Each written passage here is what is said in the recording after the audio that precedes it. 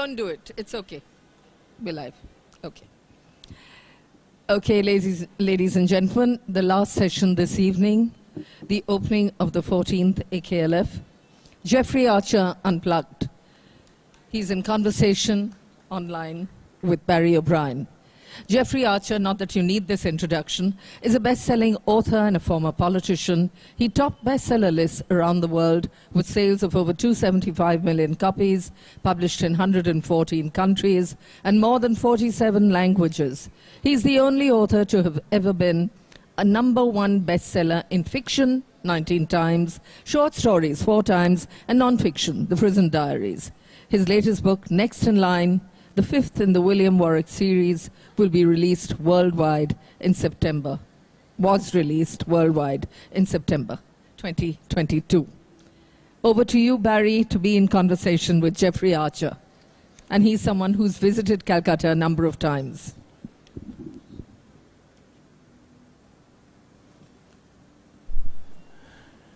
Good evening, sir, Lord Jeffrey Archer. It's afternoon there, I think. But ladies and gentlemen, it is a matter of honor for me to speak to a first among equals. And as the crow flies, we are some 5,000 miles apart. I have a quiver full of friendly questions, not arrows. But to cut a long story short, let us say a warm hello and welcome to a storyteller extraordinaire, perhaps the greatest of all time, prolific, passionate, perky, and a perfectionist. We'll get to know whether he's going to tell us a few of his best-kept secrets, but only time will tell. Cometh the hour, ladies and gentlemen, cometh the man. The man has come, not to us in person, but right there on the screen. This was a man. Nay, this is a man. Put your hands together. Jeffrey Archer. Thank you very much, sir. A quick word to say hello to everybody. Just 1 minute. We have not got sound. Hold on.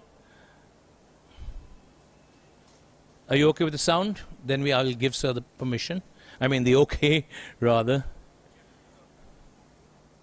Are you on mute, sir? Because 1 minute. We haven't heard a word of what you've said. They've got a new sound, Alison. Okay, right. So you'll just start again, please. We didn't catch any of it. Thank you. It's lovely to be with you, particularly in Calcutta. As you rightly pointed out, I visited many times and have dear friends there, the Kumars. And I only wish I was with you rather than sitting in Mallorca.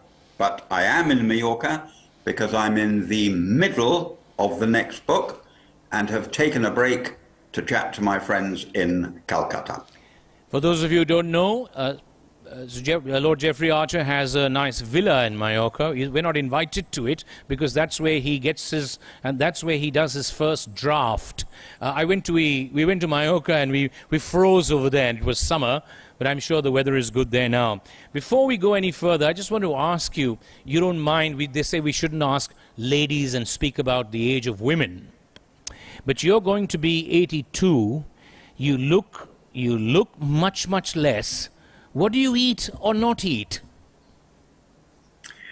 Well, I think it's the exercise, and I think it's energy. I think one of the problems is I haven't retired.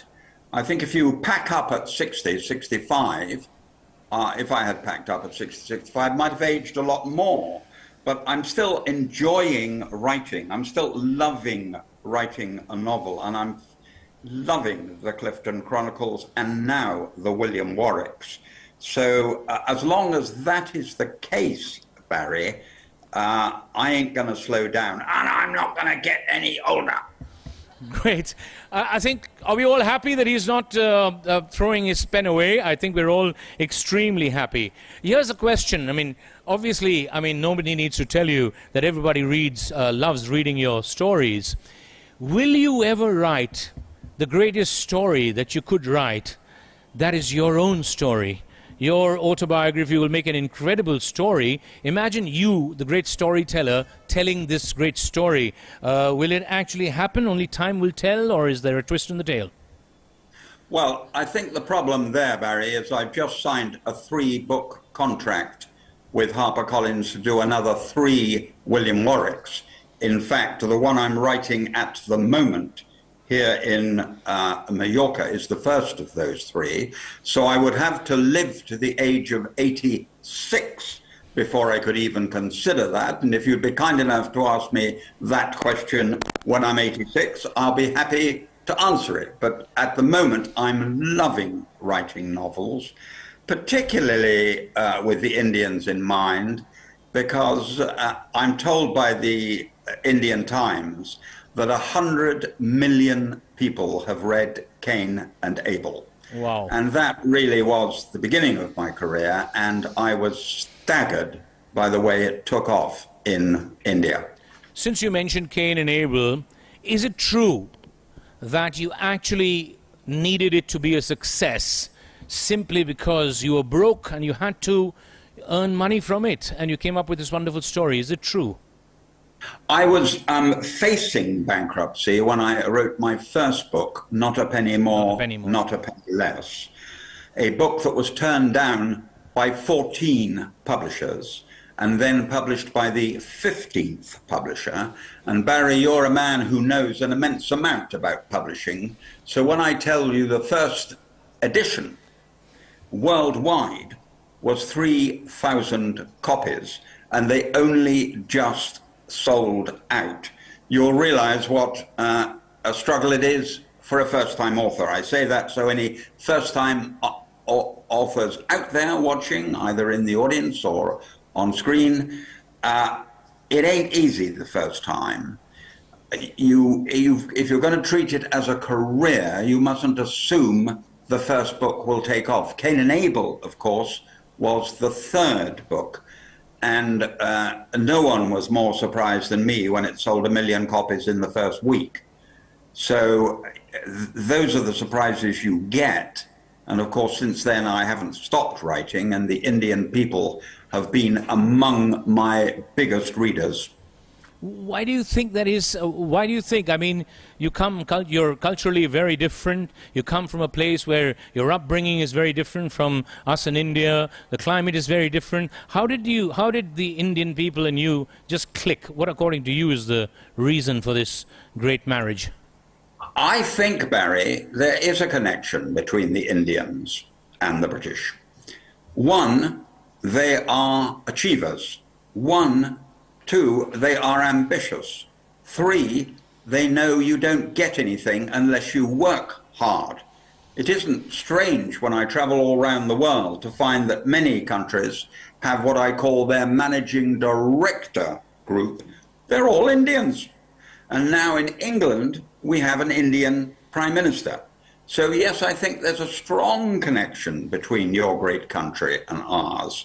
And I think there's not only a strong affiliation, but I think many of the characteristics, particularly people who wish to attain, who wish to achieve, find when they read my books, they write to me, all those wonderful letters I get, they write saying they've been inspired to believe they can do it. I don't get that from other nations, but I get it from India. Since you mentioned the Prime Minister, if you don't mind, just for me to slip this in, what do you think of him? What do you think of your current Prime Minister? Obviously, and it's clear to see for everybody, a thoroughly decent man. He's very well educated and very, very good when he was Chancellor of the Exchequer. We're yet to judge him as Prime Minister. He's only had the job for a few weeks, and it would be unfair to make a judgment after this short period. We face an election in about 2 years' time, and I'm bound to say, as the Conservative Party has been in power for 12 years and will have been in power for 14 by the time that election comes, he's certainly on an uphill challenge. You were the deputy leader of your party. You're a member of, you were a peer. You were very involved in the parliamentary system. You were, I think, the first elected mayor. Was it the first? Well, anyway, you were the elected mayor of London. Do you have any regrets for having to leave all the politics behind? Well, I wasn't the first elected. I was the first chosen for the Conservative Party. The answer to your question, Barry, is I haven't really. I mean, I'm 82. 5 members of the cabinet were on my London mayoral team, so they keep me pretty well informed, and I remain fascinated by politics as a subject. And indeed, I have quite recently had a very charming letter from your Prime Minister, Mr. Modi, saying that how much he enjoys the books and how he'd like to meet me when I'm next in India or he's next in London. So my overall love of politics hasn't dimmed in any way. Hypothetical question, since you mentioned a few names. If you were under duress to write the biography of one of these leaders, Prime Minister Modi, former President Trump, or Boris Johnson, which one of these 3 would you settle on? Well, I would never do any of the 3, but, Barry, to answer your question, Boris would clearly make the better subject because he is a great character. So he loans himself to being a big figure. But I'm not writing any biographies. Okay, thank goodness for that. I just want to ask you the last slightly political question, not political, but we are fascinated, we Calcuttans are fascinated by London, actually, many of us, including us politicians and our leaders. So we have a good mayor. What advice would you, as an ex-mayor of London, give the mayor of Calcutta, since you've been to Calcutta so many times? Well, every city differs so greatly. And the problems in Calcutta will not be the same as the problems in London. At the moment, London is facing a lot of knife crime and a lot of drugs problems, and any new mayor would have to get to grips with that. On top of it, at a more domestic level, we are now the second city in the world for congestion. So that's become a massive problem. I mean, that's what's exciting about politics, Barry. You go into it because you want to sort out problems. You never succeed. Everybody grumbles. Everybody can do it better than you can. But at least you have a go. And currently, politics, I think, has become a very unattractive profession. And so I admire young men and young women who have the courage to still want to serve their country. Coming to your books, back to your books, how do you react when somebody says, I found the Clifton Chronicles far more exciting or readable or Jeffrey Archer than the Warwick detective series? Well, the figures don't show that, Barry. The figures are pretty well equal, and the critics' ratings are pretty well equal. So I'm happy to say that hasn't happened. There are people who are devoted to the Clifton Chronicles. The Germans, for example, had 3 of the Clifton Chronicles in the top 15 at the same time. And they haven't, to pick up your suggestion, they haven't fallen or like the Warwicks as much. But the Australians have just sent the Warwicks, the latest Warwick, to #1. So it differs all over the world, Barry. If you could invite only one of them for dinner, who would you invite, Warwick or Clifton? I think Warwick, because he's based on someone I know, a detective chief superintendent who had to retire from the force when he was in charge of the Metropolitan Police's murder squad. But sadly, he had a mental breakdown. This is John Sutherland, who's my chief researcher. He had a mental breakdown and left the police. And I asked them if he'd be kind enough to advise me on the Warwick books so that I didn't make silly mistakes. So I think William Warwick is every bit. I think both of them are interesting men, Harry Clifton and William Warwick. I like big characters in my books, and that's, I suppose, part of the reason people read them. Most of the people I speak to, I mean, or I've spoken to over the last 10 or 15 years, are very clear that they prefer your short stories. Does that make you feel? They prefer your short stories? How does that make you feel? Well, if I look at Indian writers, I would have to say to you, I'm very flattered by that, because I think R.K. Narayan is arguably the best short storyteller I've ever read. I think he's up there with Maupassant and O. Henry. I think he's really a magnificent writer.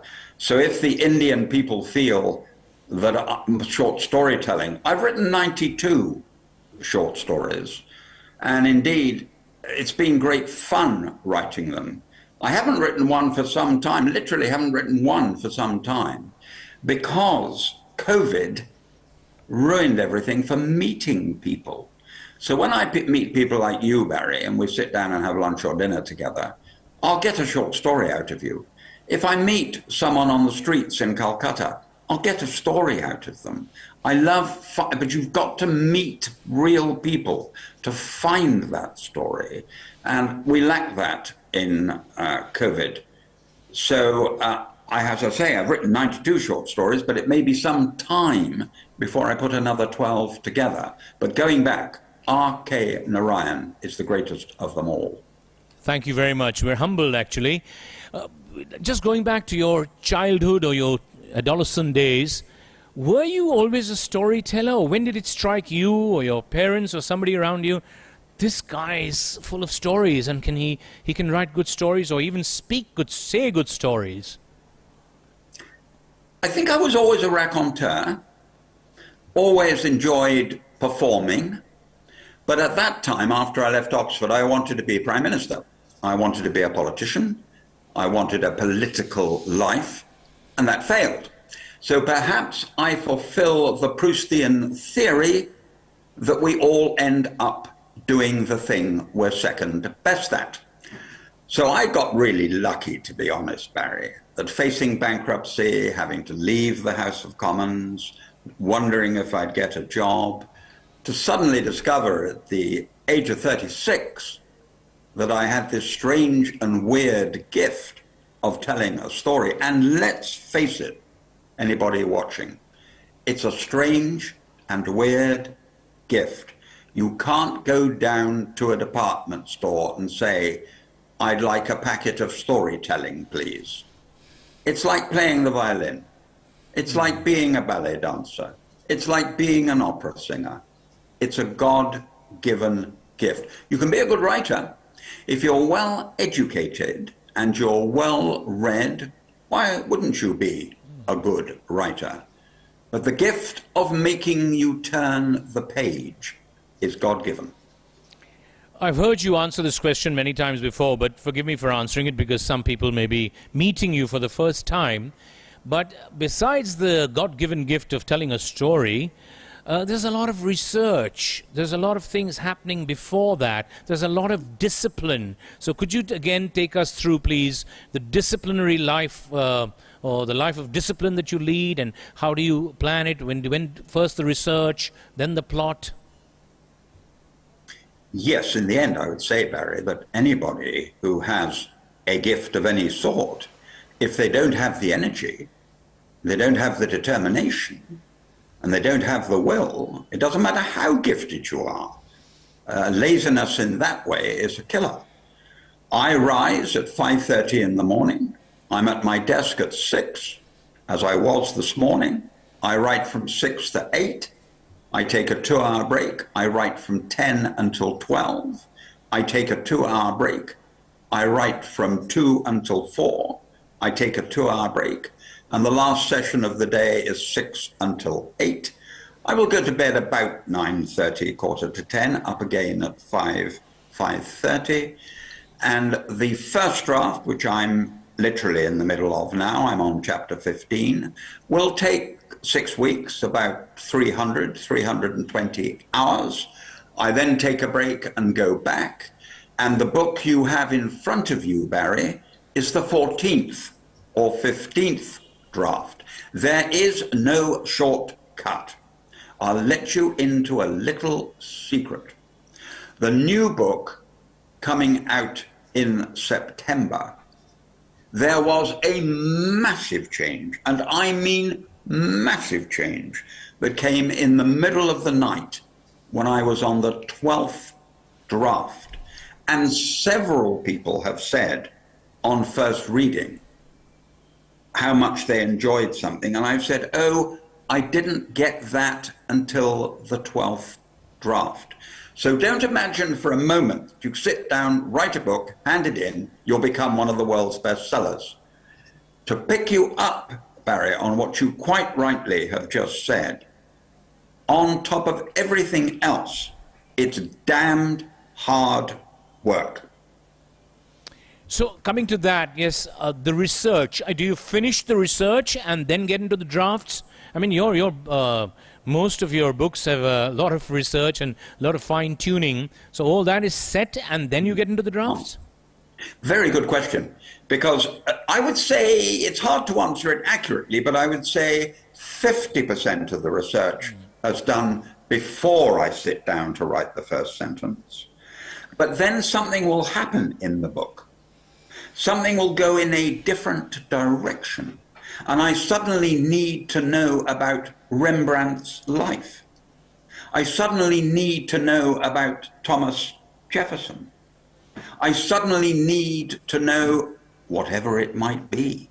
And so the second part of the research comes after the first draft is finished. And that's fun, because what I write is, in the first draft, it'll just totally be inaccurate. The wrong years, the wrong facts. And also on top of that, Barry, something we both share. We both have the privilege of knowing many interesting people. So when the problem came up in the last book, not the one I'm doing now, in the last book on Rembrandt, I know Johnny van Heften, who is considered one of the world's leading experts on the Dutch school, and in particular Rembrandt. So I rang him, and he very kindly invited me to lunch. And I went down to his home in Richmond and got out of a man who'd been at it for 30 years all the facts I needed. So you are quite right, and you're very kind to say so. But don't let's kid ourselves. One of the privileges I have is being able to ring up almost anyone and say, will you give me half an hour? Will you let me ask you questions? Because they know I want the facts to be accurate. I need them to be correct. That's part of the fun.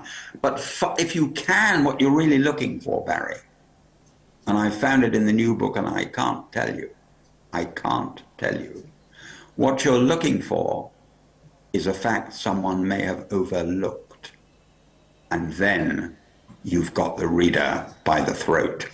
Because not only are they learning the new thing you've discovered, but it's not only part of the story, but they suddenly realize when they get to the last page, as in Next in Line with Diana, with Princess Diana, who I had the honor of knowing. In the case of Princess Diana, they have to say at the end of the book, is this true? Or did he make it up? Lovely.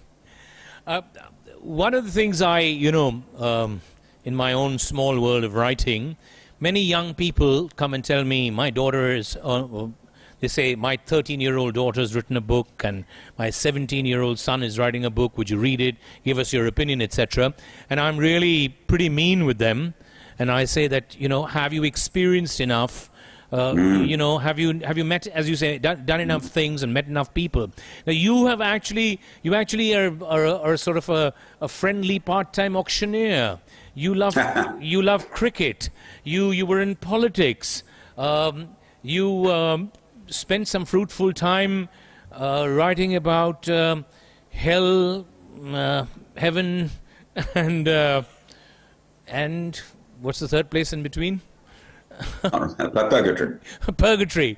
So, do all these experiences really enrich the writer? I mean, actually not just meeting people, but doing different things, tasting different food, going to different places? I think you've hit it in one, Barry, and I understand totally why you get slightly, dare I say it, irritable with a 17-year-old who's about to write a novel. I didn't write Not a Penny More, Not a Penny Less until I was 36 years old. And I now realize, I mean, I saw a paper saying the other day, Jeffrey's at his peak at 82. Well, that may be part of your question answered, Barry. It may be because I've met all these people, because I've had amazing experiences, that I can pass them on in a novel form. But I say to young people when they come to see me, and a lot of them do, and a lot of them write to me all the time, exactly what you say, Barry. Get some experience first. You don't have to be a novelist from the age of 17. Now, it's not a bad thing to have a good education and to be well read and to keep on reading. But we live in an age where everyone's living to 80, 90, even 100. You don't need to be in a hurry. Right. I'm going on to something which is very different. I've met many, many great writers or good writers, and everybody has. But rarely, if ever, have I met a good or a great writer who also is a good or a great speaker. Many are mumblers, many are sort of, you don't see them around. So I know you must be there to push the sales of your book, but beyond that, I mean, Denise and I have been to 2 or 3 of your interviews. Sometimes you even said the same thing in a different way, but we were mesmerized by your speaking, not just by your writing. Is that something that has been developed, or it's just a part of you? Well, both, I think, is the honest answer to your question, Barry. I think I was a show-off from a young age, and I still am, which is why I love doing my auctions, get so much fun from them, and I enjoy public speaking. And it's very kind of you to say that. But the truth is, I enjoy it. I go up. People ask me to do an auction. I had one today from Gloria Hunniford wanting me to do one for her cancer charity, and I said yes straight away because I love it. And I do 3 Indian auctions every year for Ninesh Desai, and I do love the way the Indians run everything. Would I dare to tease you and say I look forward to a function in London run by Indians that starts on time, or is anywhere near what they said would happen when I get on stage? But I go on doing it because I love the Indian people and always will. I have had the privilege of knowing so many of your great cricketers who I've done speeches for, recently for Ravi Shastri, and for Kohli. I've done speeches in London, and I've done speeches in India for VVS Laxman and Rahul Dravid. I just think they're wonderful, and I think I love cricket, and India has brought so much happiness to my life. Lovely to see Kohli scoring a century yesterday, or was it the day before? Because we've waited for a century for him from a bit of time at the moment. He's had a rather fallow period, but he's unquestionably one of the greatest batsmen that's ever lived. And I look back on my Indian cricket friends. It began with the Nawab of Patodi at Oxford. What a gentleman, and what a lovely, lovely human being. And I got so many favorites, but I think Sunil Gavaskar, again, such a lovely, decent human being. He epitomizes what I believe cricket really is. But for me, the great moment, dare one come off, the great moment for me was India versus Australia, when Rahul Dravid and VVS Laxman, with absolutely no hope of saving the Indians, batted all day, freaked the Australians, and won the match. So I'm a person who loves other people playing as much as my own country. Well, I was fortunate enough to watch that, watch the whole day, that day when they were batting. But on cricket, so what they call nowadays in interviews, a couple of rapid-fire questions. Tendulkar or Bradman? You can't compare them for 2 reasons. One, they were the greatest of their generation, on different pitches, with different bats and with different balls. If I wanted someone to make a century for me at a test match, I'd pick Sachin Tendulkar. If I wanted someone to survive forever and save the day, I'd pick Donald Bradman. So didn't I get out of that one cleverly, Barry? You did, as some characters in your books very subtly sit on the fence. Jeffrey Archer, Prime Minister of your country or cricket captain of your country? A Prime Minister. There can be no greater job. And if you want to serve your country, there can be no greater way of doing it. But that wouldn't stop the fact that, oh, wouldn't I like to have scored a century at Lord's? And it's one of the great disappointments that I was at the ground when Sachin Tendulkar scored 86 and was given out when he wasn't out. We now know, because we didn't have VRA in those days, we now know he wasn't out. And he's never scored a century at Lord's. Frankly, he was robbed. I'll come back to a couple of more rapid-fire ones, but something extremely serious as far as readers, not just your readers, but readers in general. The Nobel Prize for Literature. Why should it always be given to people whose books are hardly read? If your books are selling and everybody's reading it, why can't there be at least an exception made for a Nobel Prize for popular literature, who made or engrossed so many people with what he wrote, who made them read? Do you ever think about it? We in India, we in India are there beyond reasonable doubt. That's the lovely name of your play, which we'll talk about in a minute. We are beyond reasonable doubt that you should someday soon win the Nobel Prize, surely. You're very kind. You're very kind. I can't win the Nobel Prize because the Nobel Prize is correctly, as you know, Barry, described correctly as the Nobel Prize for Literature. If there was a Nobel Prize for storytelling, pray God, you are right. I'd be given a chance. So I've won prizes in France, in Germany, in Italy, in America, never in Britain. But I'm never going to win, never going to win the Nobel Prize. But I am very flattered.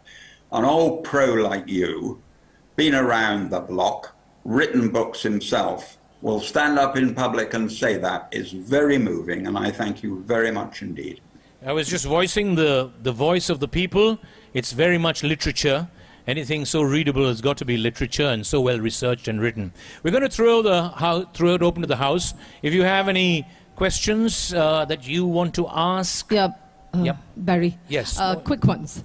One, how much of you is there in your books, in your characters? And Barry did talk about the autobiography.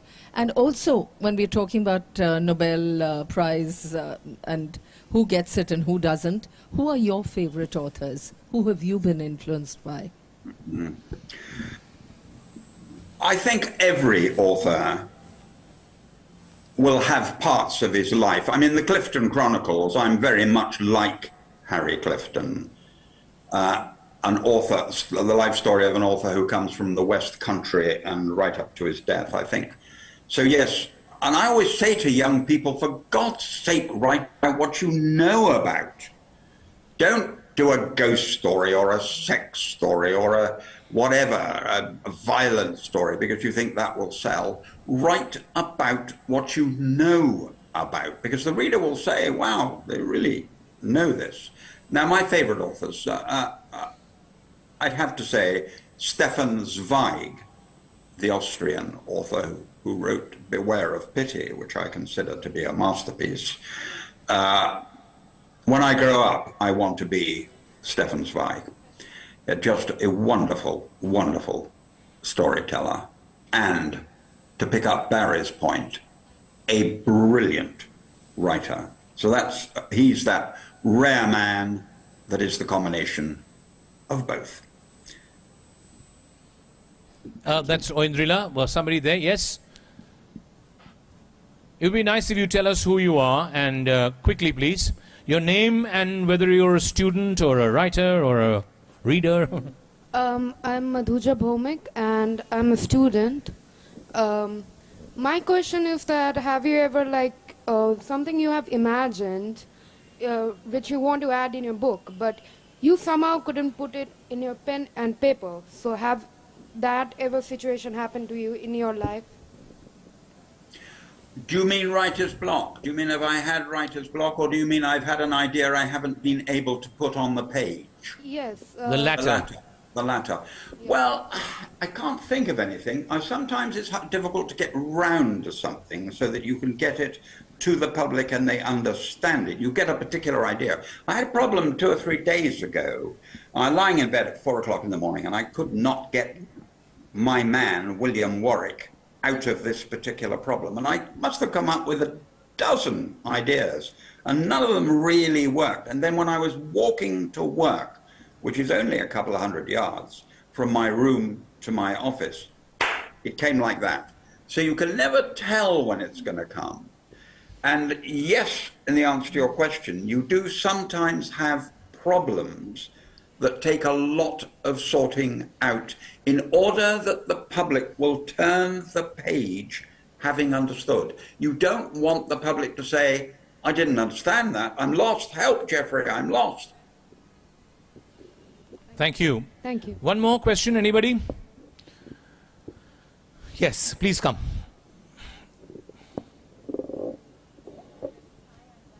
No, get them, one sec. The microphone on, please. Yeah, hold on. Yeah, use this one. This is working. Give this one, brother. Yeah, just give this. Yes, go for it. Jeffrey, hi, I'm Bachi Karkaria. Just turn the mic, please. I'm Yeah. Bachi Karkaria. I'm a journalist. And my question is that, you spoke about this really punishing schedule that you give yourself every day with just these 2-hour breaks. But don't you get tempted to kind of stop? Don't you get writer's block in the middle and you do nothing during the time that you're writing a book? Because clearly you don't seem to have time to do anything during that time. I've never had writer's block as such, because I'm normally thinking 2 days ahead where I'm going. I did have one big problem with As the Crow Flies. I got my man, Charlie Trumper, flying to Australia, and I got him to the front door of the house where he was going to get the answer because the lady was in a care home. And I wrote that day, he opens the door and the matron comes up and says, I've come to see Mrs. X, because he knows Mrs. X can solve the problem for him. And she says, he's died, she's died. Now, I went to bed that night thinking, that's clever, Jeffrey. How are you going to get out of that one? And it did take me 4 days to find a solution. And in the end, of course, it was very simple, the solution. Go for the simple one, always. So writer's block, no, but get yourself into a pickle. Now, I had the privilege as a young man, and Barry will have heard of the great Kolkata Smith, the great American who edited J.D. Salinger. I had the honor of Cain and Abel of being edited by Kolkata Smith. And I asked him about the problem, and he said, Jeffrey, if you've got a problem, make it even harder. The reader will love the way you get out of it. Don't look for an easy solution like suddenly they opened the door, she was alive, she answered the question, he went home. That is not the answer. The fact that you wrote she died and set yourself the problem is exactly what the reader wants.